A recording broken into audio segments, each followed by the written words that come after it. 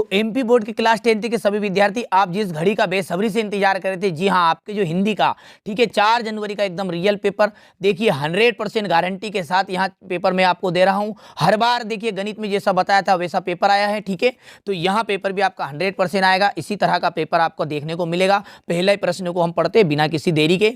परशुराम ने किसकी भुजाएं काटी थी? सहस्त्रबाहु की भुजाएं काटी थी। दशानन में कौन सा समास है? तो बहुब्रीहि समास है, ठीक है। बाल गोविंद भगत गाते समय क्या बजाते थे? तो खंजड़ी बजाते थे। फाल्गुन की माह में कौन सी ऋतु आती है? वसंत ऋतु आएगी। भारत का स्विट्जरलैंड किसे कहा जाता है? तो कटावों को कहा जाता है, ठीक है। चौपाई में कितनी मात्राएं होती? तो चौपाई में 16 मात्राएं होती है, ठीक है। वीर रस का स्थायी भाव, वीर रस का, ठीक है, तो वीर रस का स्थायी भाव है उत्साह। क्या है वीर रस का स्थायी भाव? उत्साह, ठीक है।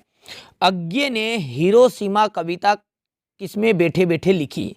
उन्होंने रेलगाड़ी में बैठे बैठे लिख दी थी, रेलगाड़ी में।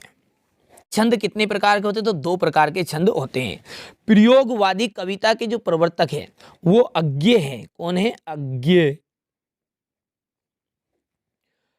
रिक्त स्थान है, क्रिया का सीधा संबंध कर्ता से होता है, ठीक है। तो आकर्मक क्रिया, यहां पर लिख भी देते हैं, आकर्मक क्रिया का संबंध सीधा किससे होता है? कर्ता से रहेगा।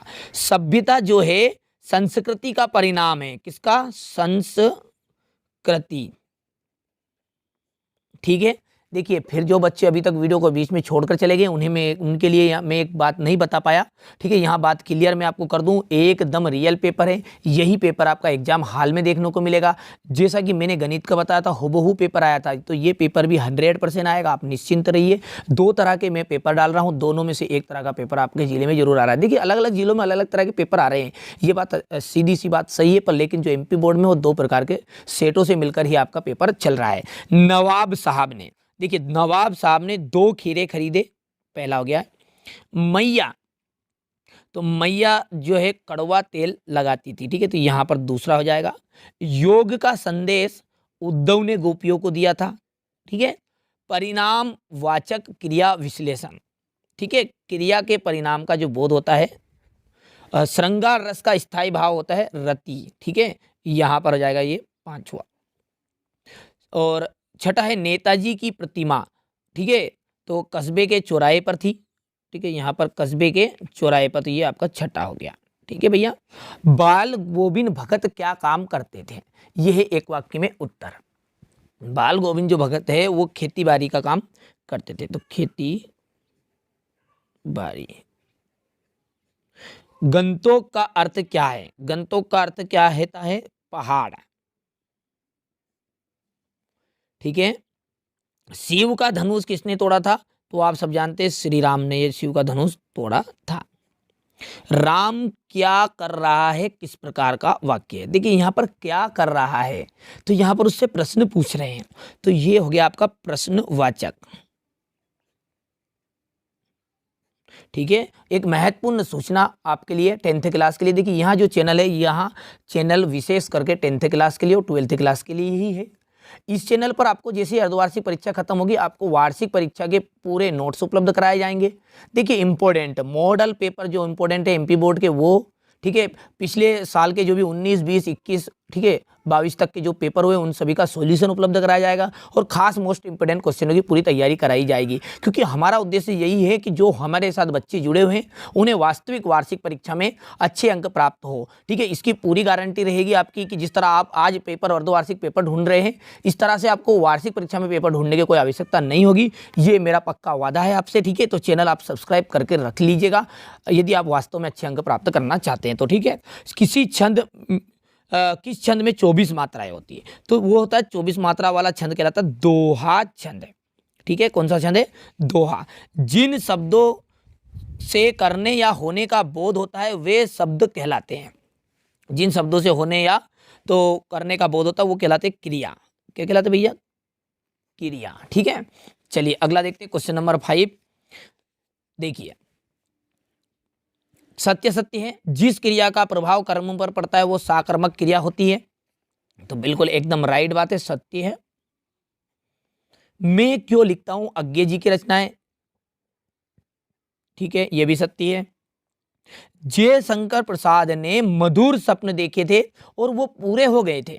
देखिए, उन्होंने मधुर स्वप्न तो देखे थे पर लेकिन पूरे नहीं हुए थे, उनकी कविता में ये उन्होंने बताया है। ठीक है, बाल गोविंद भगत अपनी खेती की पैदावार पहले कबीर मठ लेकर जाते थे। ठीक है, तो ये बात बिल्कुल सत्य है क्योंकि उनकी कबीर जी में आस्था थी। ठीक है, चौपाई छंद में 24 मात्राएं होती है, तो ये असत्य बात है। वो होता दोहा। सारे देश की आस्थाएं अंधविश्वास एक से नहीं है। ठीक है, असत्य है। फाल्गुन में ऐसा क्यों होता है जो बाकी ऋतुओं में से भिन्न होता है? ठीक है, साहस और शक्ति के साथ विनम्रता हो तो बेहतर है। इस कथन का अपने बारे में विचार दीजिए। कविता का शीर्षक उत्साह क्यों रखा गया? ठीक है, बहुत सिंपल सिंपल से प्रश्न। देखिए, दो प्रयोगवादी कवियों के नाम और उनकी एक एक रचना का नाम बताना है। नई कविता की दो प्रमुख विशेषताएं बतानी है। सूरदास तथा नागार्जुन की काव्यगत विशेषताएं निम्नलिखित बिंदुओं के आधार पर देनी है। दो रचनाएं, दो भाव पक्ष की विशेषताएं, खंड काव्य की परिभाषा लिखते हुए एक खंड काव्य का नाम, स्थायी भाव और संचारी भाव में अंतर। ठीक है, चौपाई छंद की परिभाषा उदाहरण सहित, मानवीकरण अलंकार की परिभाषा को भी उदाहरण सहित यहाँ पर आपको बताना है। ठीक है, इसके बाद में अगला जो है, बाबू गुलाब राय के अनुसार निबंध की परिभाषा लिखते हुए किन्हीं दो निबंधकारों के नाम बताने हैं। जीवनी की परिभाषा दीजिए और एक जीवनी के लेखक का नाम। सेनानी ना होते हुए भी चश्मे वाले को लोग कैप्टन क्यों कहते थे? बिस्मिल्लाह खां को शहनाई की मंगल ध्वनि का नायक क्यों कहा जाता है? लेखिका जो मन्नू भंडारी है, उनके व्यक्तित्व पर किन किन व्यक्तियों का किस रूप से प्रभाव पड़ा? ठीक है, किन आवश्यकताओं की पूर्ति के लिए सुई धागे का आविष्कार हुआ? और यहाँ पर मन्नू भंडारी या फिर स्वयं प्रकाश जी के साहित्यिक बिंदु पर निम्नलिखित बिंदु पर उनकी रचना करनी है, दो रचनाएं लिखनी है और भाषा शैली उनकी बतानी है। ठीक है, मुहावरे दिए गए हैं क्वेश्चन नंबर 16 में, ये क्वेश्चन नंबर 17 वैसे बहुत लंबा वीडियो बन जाएगा। अब आप स्क्रीनशॉट बढ़िया से लीजिए। ठीक है, यहाँ पर देखिए संदर्भ प्रसंग व्याख्या आपको दी गई है। सुनी कटु बच्चे ने कठोर सुधारा, हाय हाय सब सभा पुकारा।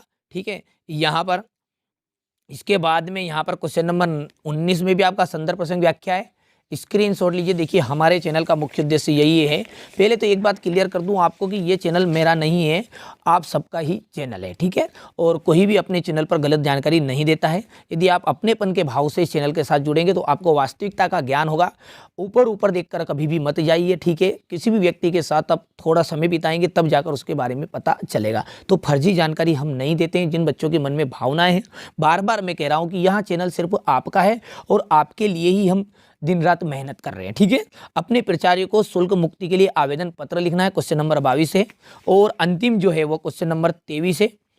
यहाँ पर किसी भी एक विषय पर आपको 120 शब्दों में निबंध लिखना है। ठीक है, फिर मैं आपको बता रहा हूँ, यदि आप वार्षिक परीक्षा की अच्छे से तैयारी करना चाहते हैं तो यहाँ चैनल आपको एकदम फ्री, कोई किसी को 1 रुपया शुल्क नहीं देना है। एकदम फ्री में सारी चीज़ों की आपको तैयारी कराऊंगा। हिंदी ही नहीं, सारे सब्जेक्ट की तैयारी कराऊंगा, वो भी नोट्स सहित। देखिए, हमारी ऑफलाइन कोचिंग भी, बिल्कुल आप चिंता मत करिए। ठीक है,